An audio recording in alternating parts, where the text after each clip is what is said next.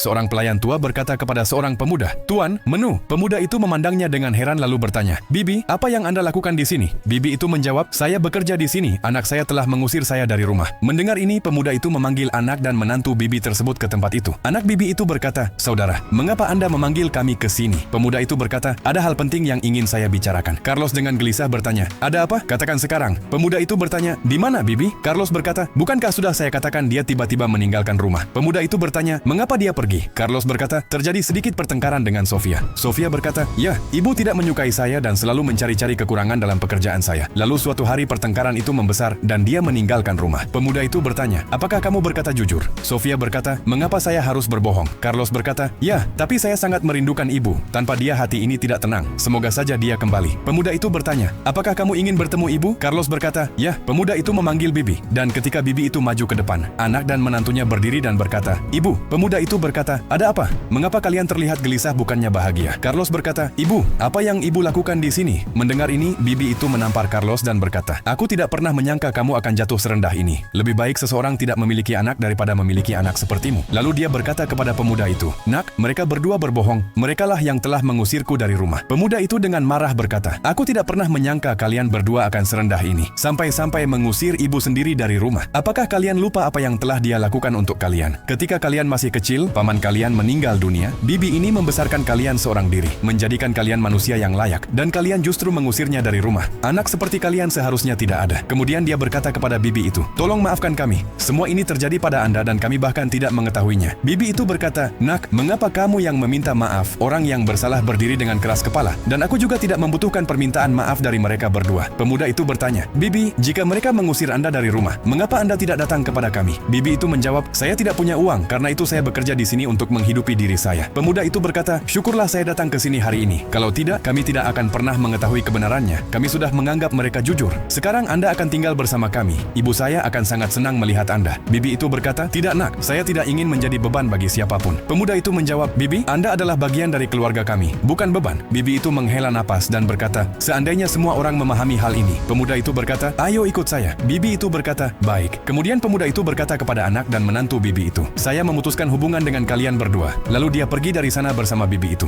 Kebenaran tidak pernah bisa disembunyikan terlalu lama, dan anak-anak yang melupakan pengorbanan orang tua mereka mungkin mendapatkan kenyamanan sementara, tetapi mereka kehilangan kehormatan dan kekayaan sejati dari hubungan selamanya. Jika Anda juga mencintai orang tua Anda, tulislah beberapa kata indah untuk mereka. Terima kasih.